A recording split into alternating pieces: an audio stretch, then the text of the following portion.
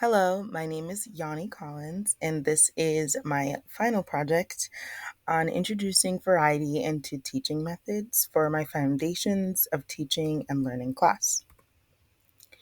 So, I am a community health clinical instructor. I work with different group of students in different sites. So, each week I get a different group of students, usually, and I rotate sites every semester as well.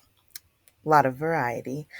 I've worked at assisted livings, the Boys and Girls Club of Charlestown, as well as low income housing in Charlestown as well. So, my own personal objective is to utilize constructivism by having students set their own personal learning objectives, as well as expanding on debriefing techniques so that the debriefing is thought provoking and relevant. And I have students write this down to help them retain the information. And I have my references below as to why I chose those two techniques and theories and where they came from. My clinical day is structured basically the same no matter the group or the setting. I start with an introduction of the day where I give the students the expectations and also have them consider certain questions, which I'll expand upon. Sometimes, depending on the facility, they also get a tour of the facility. They might also hear from a leader of the facility, but some facilities, they don't have that opportunity, and it's just me talking to them. I also then have them prep for their presentation because each group is presenting to the population in that community. So they prep their presentation, set up for the presentation, and then deliver a 20 to 45-minute presentation, depending on the location, its needs, and the availability of the participants. They then have a break, and then we go into our debriefing session, which is really the bulk of the clinical day, where I believe a lot of the learning connections happens.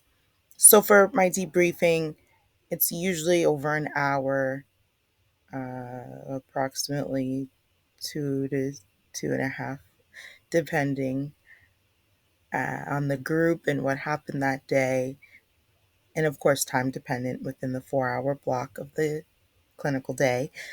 So each student will go through how they feel, what went well, room for improvements, their own self reflection. And then from earlier, they go through their personal objective that they had set for themselves, if it was accomplished, things that they could improve upon, and how they can utilize that personal objective in their professional life. This really increases engagement, and that's been measured by feedback from students that I just ask at the end. I also have students research Boston communities. The top three things are the average household income, life expectancy, and access to grocery stores for community members and partners. I have them research the community placement, so whether that's the Boys and Girls Club or the assisted living or the low income housing. I have them research about that facility, and if it's a residence, how much it costs to live there, what are the demographics of the residents, of the participants, of the community members, etc. We then have an open discussion about social determinants of health, whether that be access to food, access to care, health literacy in general, or in specifics, depending on how the student views that social determinant of health. I try to focus on the clinical setting. However, there are some settings that are more well off, and the connection isn't always made. Although some students have really been able to dig deep and make deeper connections, I also allow them to use other settings they've been a part of or their own personal life, whether it be familial or their job site, and make those deep connections to social determinants of health and the health of the community members that are their patients ultimately. They then make those relatable connections, and then I help them to dig deeper into how they can utilize this for their careers afterwards, whether they are a bedside nurse on med surge or a psych provider, a women's health provider, etc. We use those lived experiences to help dig deeper and make those connections with what they've seen, what they've learned in class, what they researched with me during the debrief, and how they can use that moving forward.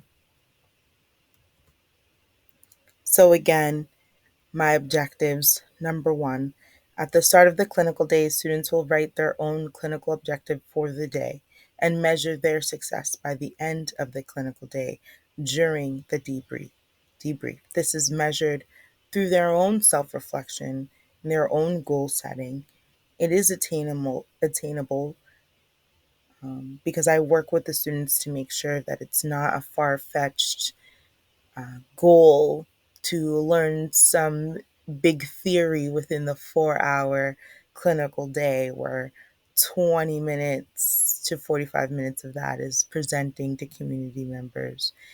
And it's relevant because it has to do with what they are talking about in real time. It's also time based because it's directly after the presentation. So if something came up during the presentation, it's fresh on their memories. We can dive deep together and relate it to their own objective that they set for the day. Secondly, I have students by the end of the clinical day, students will be able to discuss observed social determinants of health and discuss its implications in their chosen specialties. This will be measured by the discussion each student presents during the debrief relating social determinants of health to an example of how they might build upon that for their career. This is measurable because they're able to pick a specific aspect of health, for example, access to care after an asthma flare up. And they're able to process whether their held beliefs are measurable for community members. And they're able to reflect on that during the debrief and connect it with the real world, which makes it attainable, relevant, and since it's part of the debrief, it's also time based. For example, I had a student who had observed um, during one of my sites that I haven't mentioned um, at a Head Start. It was a joint Head Start slash preschool slash a couple other things. They had observed a child that was having an asthma attack. And the school, of course, are full of teachers, were not as equipped to help the student besides giving them the inhaler and I guess hoping for the best. And the student had observed that the child had utilized the inhaler several times. And during the debrief, we're connecting to social determinants of health. And the comment was made of, well, why doesn't their parent just get a home humidifier? That'll help their asthma. And we were able in real time, with a specific example, to look at the average income of the families that were utilizing this preschool and how discounted the services were because a lot of the families could not afford the market value price of the preschool. And using that data, able to make the connection that access a social determinant of health to this care is not as readily available without some assistance for some people. And then the student was able to measure their own bias and lack of understanding and make a connection to then realize that as a future FNP, family nurse practitioner, these are the questions that you should ask families, not assume that everyone can go to a Target and get a humidifier because they have asthma. This was an attainable goal because the student had that big aha moment. It was very relevant because it was something that we had just experienced, and it was time based because we discussed it directly after observing this specific event. So, the goal of building engagement and creating a relatable clinical day was definitely achieved through this project. I started kind of going ahead a few weeks before we were supposed to implement. I started implementing and kind of tweaking how I presented things. So there were definitely a lot of upsides. I would definitely continue utilizing this. I think moving forward as an improvement for next semester and the following groups, I would introduce them to the questions about creating their own objective and relating social determinants of health prior to the clinical from the introductory phase so that they can formulate better questions when they're interacting with community members and really attain that firsthand knowledge of why social determinants of health and being aware of lack of access is so important, especially in the community setting. I did this with a couple groups, and those students were able to actually ask more guiding questions to the residents for the clinical site they were in. They were able to come back with, they already had the questions in their heads, so they were able to come back to the debriefing section with specific answers, firsthand answers from the residents in the community. And that was very intriguing, very insightful. One student made a comment about the cost of parking in Boston and how these residents, these elderly residents, had to add that cost on top of their living, and whether that meant they were more fortunate and had access to receiving care that wasn't available to them within their assisted living.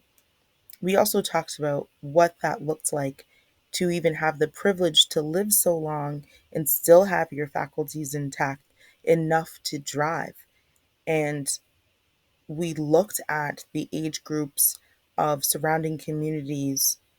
This was specifically in West Roxbury, and the students were able to question if people born in the area had those same opportunities afforded to them by the structural system that we live in. So this was really awesome and insightful, and it ended the clinical day definitely on a high note for me. And it was very measurable. I was able to really attribute this deeper engagement um, to giving the questions sooner, giving the students time to formulate questions for the residents that would help them, kind of guide them in their debriefing session. So that would be an improvement that was already made. An improvement that I would implement cautiously because, of course, with adult learners, we're trying to give them work that helps them learn without making them feel overwhelmed. But I think something that would be very helpful would be a follow up paper. They take notes on their debriefing. I ask them to take notes at the beginning so that by the debriefing they can expand on it during our verbal discussion. But I think having them glean from those notes to then write a full paper, even just a page, that can be submitted, exemplifying their clinical day experience, but also how they will utilize those skills attained during the clinical day in their future practice, I think would really solidify the work that was accomplished.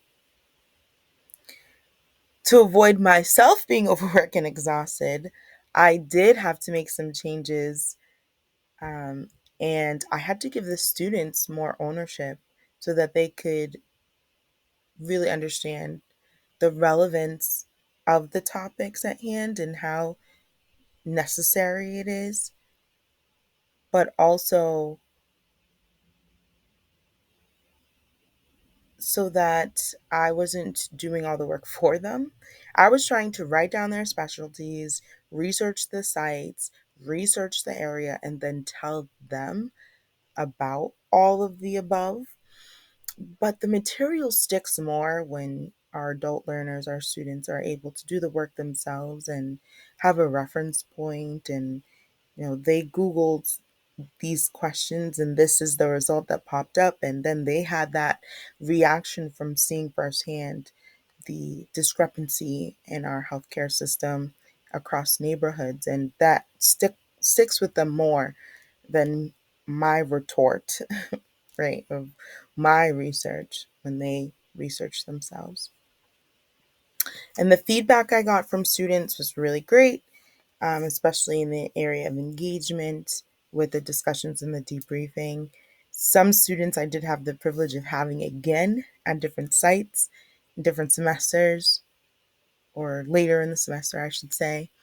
And they knew my style and they were ready for the discussion, um, even chiming in on their peers and really adding depth to the conversation. So that was really awesome. Thank you again for watching, for listening, for this class. I learned so much. Was it a struggle to fit into my schedule? Maybe, but I learned a lot and it definitely made me a better instructor. Thank you.